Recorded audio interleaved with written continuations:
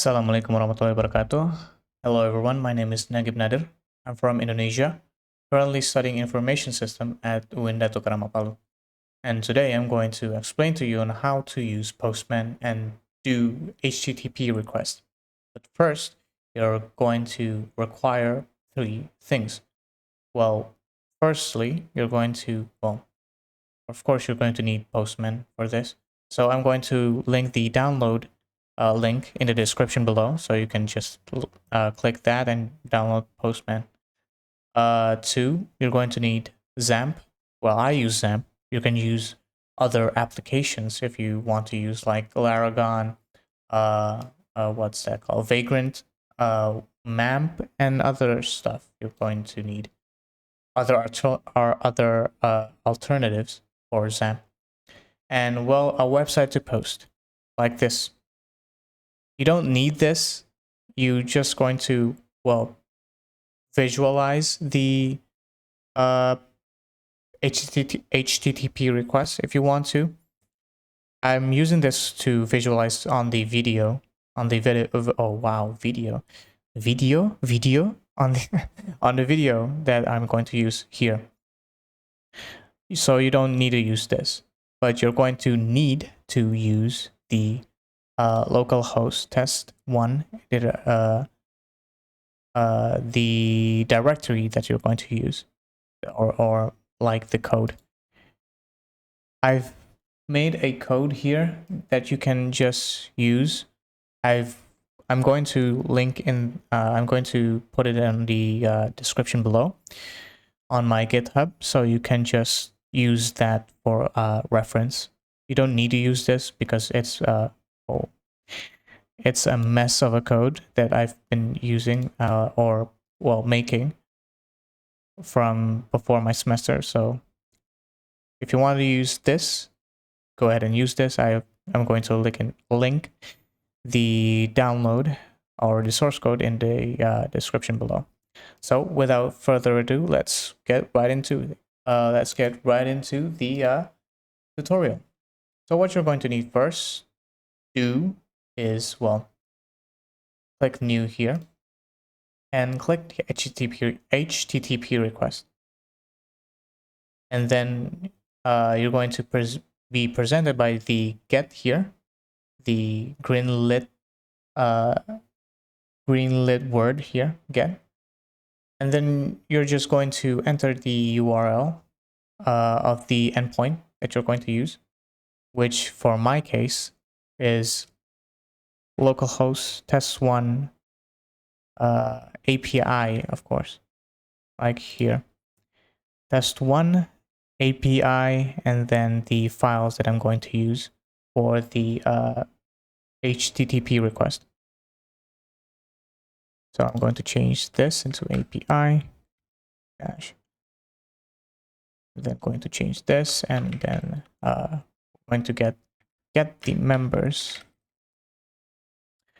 But before we're going to send this request, we're going to see that the table that I've presented here is, well, the data that is going to be presented here too in a JSON format. So when I click this, is going to represent all of the data that are here in the table. When I click this, as you can see, the ID is labeled here, the name is labeled here, the address, the telephone number, the email, the image, and so on and so forth. This is the get method. To put it simply, a get request is to retrieve a data from a server. Other than that, we're going to, well, get the post request. Just click the plus here, and then click on the drop down menu besides the get method, the get request, I'm sorry.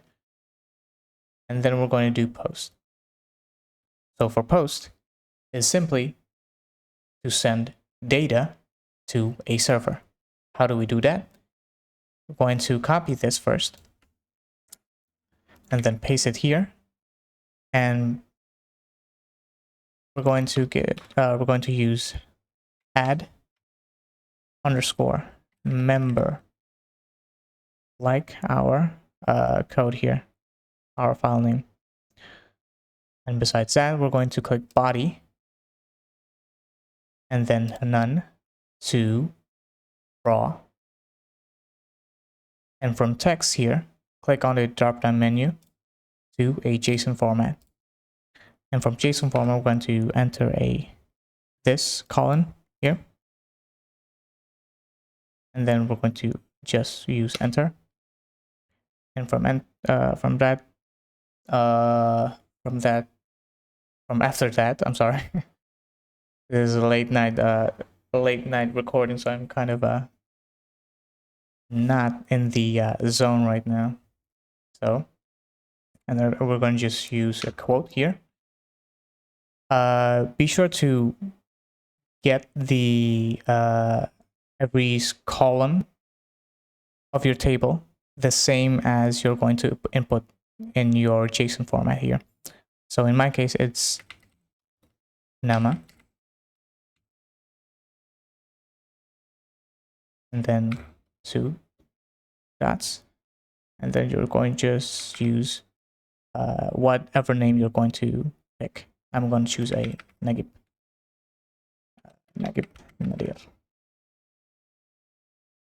And every time you input a data or a column, make sure to add a comma here, and then you're going to use enter. Okay, and then we're going to just, well, get the other columns here. I'm going to speed this if you don't mind.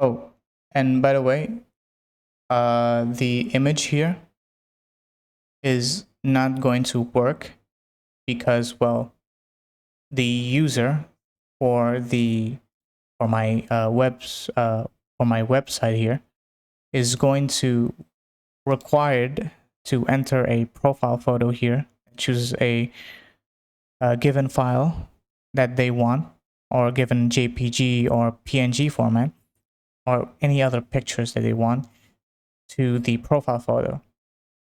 Even though this image is called the image column here says that the data is a Sephiroth Dissidia artwork.jpg, I'm going to enter here. It's not going to load the image because it's not a file that is going to be transferred by the server and read by the server. So you just type something here, something.jpg, or maybe just input something if you want. Okay. I'm going to speed forward this again. My bad.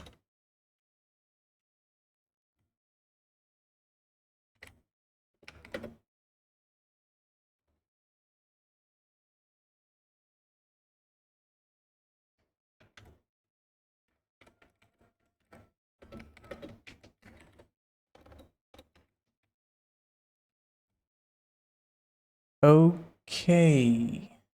Now that you've done all of this, when you've entered the data that you wish to send to your server, you can just click send right away, like here. And this will post all of this into here, into your database. And as you can see, the members added successfully means that the member that you are going to add before is added to your server. Hooray! You've done posting. It's fun, right? So when you try to refresh your database or your table here, you're going to see that the server added the data that you've been making before. Okay. When I refresh this too, it's going to represent the data that you've been posting or that you have been making before and that you have posted on the Postman. So posting is really quite simple, isn't it? Now the put request, or to put it simply, an update. It's almost the same as post, but rather than adding a member, you're going to change a certain data on that member. So I'm going to just change this, update member, and then we're going to get to the body, none, and we're going to choose raw, text to JSON, and we're going to copy paste this again. But instead of just sending this type of format like the post member, we're going to add one single thing or one single ID that is going to change all of this. Like I'm going to change the Nagib Nadir here. So I'm going to choose the 26th of the ID here. I'm going to change Nagib to Nagib these, and the something.jpg, or their motivation is none. Okay, and that's all I think we need to do. Like so. We're going to send this right now. And yep, it's added successfully. So when we refresh this, as you can see, Nagib Ds is changed from Nagib Nadir to Nagib Ds, and the motivation is going to change by none. And we're going to refresh our website here. As you can see, Nagib Ds is changed and the motivation is changed to none. Yay, you've done put. You've successfully update a single member on your server. And if you want to, well, let's say you're thinking of a little bit mischievous here, you're going to delete a member of that you just created. So what is delete data? Well, it kind of resembles it by the name, to delete a data and use the same endpoints within the item ID. So what I mean by that is like so. We're going to just change this and just put delete underscore member here. And we're going to add by the end of the endpoint, what's this called? I forgot what's this called in English. Question mark. And then we're going to type the ID equals the ID I want to delete, in which case is my 26 here. So I just going to put 26.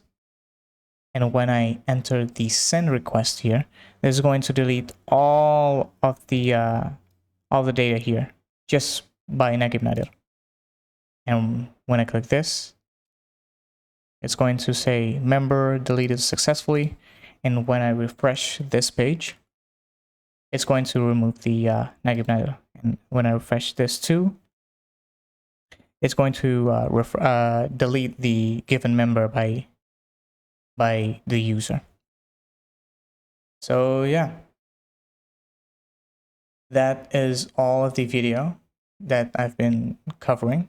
It's easy enough to understand. I hope so. I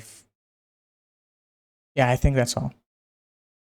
I apologize if there are many words that are misspelled, or maybe something that I've been saying incorrectly. I apologize for that, because I'm still learning English by doing stuff like this. So I hope you enjoy this video, and I hope this can help you in your longer term. So yeah. Wabillahi taufiq wal hidayah. Wassalamualaikum warahmatullahi wabarakatuh. Bye.